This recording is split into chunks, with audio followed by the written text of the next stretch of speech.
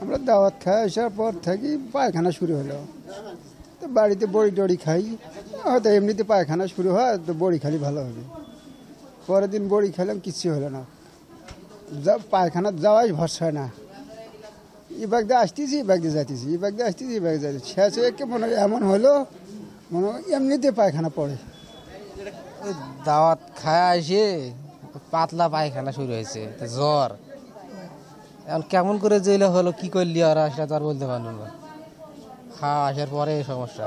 দাওয়াত খাইতে গেছিলাম, দাওয়াত খেয়ে আসার পরে পাতলা পায়খানা, অতিরিক্ত জ্বর, মানে অসুস্থ হয়েছি দাওয়াত খাওয়ার পর। আমি, আমার হাজব্যান্ড, আমার মাইয়া দুটে, সবাই আমরা অসুস্থ।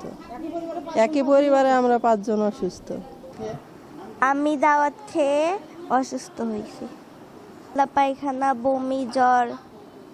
দাওয়াত খেয়ে অসুস্থ হয়েছি, সোনারপাড়া গাজীখা গ্রামে দাওয়াত খেয়ে অসুস্থ হয়েছি। আমি একজন গার্মেন্টস শ্রমিক, আমার আজকে অফিস খোলা আছে, আমি অফিসে যাইতে পারি না অসুস্থতার কারণে, পাতলা পায়খানার বমি। সেটা 6 মাস হয়েছিলাম, সবাই মিলে একই অবস্থা। এই দাওয়াতের ভাই দাওয়াত খাওয়ার পরে এই দশা হয়ে গেছে, ডাইরেক্ট হয়ে গেছে। 12 জন, হ্যাঁ, পরিবারে 12 জন, মানে 12 জন মানুষেরই একই অবস্থা। তো সমস্যা যেটা, যারা যে পাকাইছে, আমি বলবো যে ওগুলো করে এটা সমস্যা।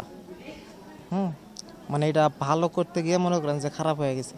জনকভাবে পরশু দিনের একটা ঘটনা, সবাই যেটা বলেছে যে কোনো একটা বাড়িতে দাওয়াতের কারণে তাদের ফুড পয়জনিং হয়ে হাসপাতালে ভর্তি হয়েছে, এবং এটা আনুমানিক আমাদের 2 দিন, বৃহস্পতিবারে মনে হয় তার দাওয়াত খেয়েছিল, বৃহস্পতিবারে, শুক্রবার, শনিবারে হাসপাতালে টোটাল রোগী ভর্তি হয়েছিল 80 জনের মতো। 80 জনের মধ্যে তাদের মধ্যে ম্যাক্সিমাম 20 থেকে 30 জন ছিল গার্মেন্টস কর্মী। আমরা তাদের 15 জনকে সুস্থভাবে ছেড়ে দিতে পেরেছি।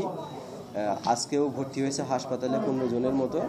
সবারই সার্বিক অবস্থা ভালো আছে, উন্নতির দিকে। ফুড পয়জনিং তো 48 থেকে 72 ঘন্টা এই রিঅ্যাকশনটা থাকে। 48 থেকে 72 ঘন্টার মধ্যে আলহামদুলিল্লাহ সবাই ভালো হয়ে যায়। আলহামদুলিল্লাহ আমরা এই প্রশাসনের পক্ষ থেকে তাদেরকে সাপোর্ট দিব, এবং যেহেতু হাসপাতালে ভর্তি হয়েছে তাদের ভয়ের কিছু কারণ নেই, হাসপাতাল থেকে তারা একটা ছাড়পত্র পাবে। আর তারা সেই ছাড়পত্রটা পেতে তাদের জন্য কোনো সমস্যার সৃষ্টি নয়, বিঘ্ন না ঘটে, আমি সে ব্যবস্থা করবো ইনশাল্লাহ।